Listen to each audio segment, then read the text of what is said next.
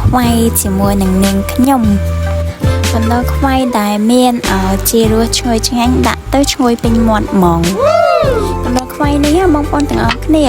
ញ៉ាំទៅបានញ៉ាំហើយគឺចង់ញ៉ាំទៀតតែម្ដងលើគេថា10ដងมันស្មើនឹងបានឃើញម្ដងបានឃើញ10ដងมันស្មើនឹងបានកាន់ញ៉ាំប៉ះម្ដង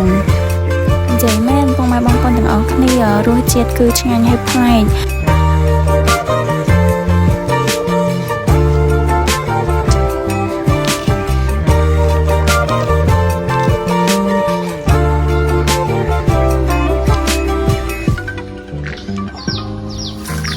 Oh no!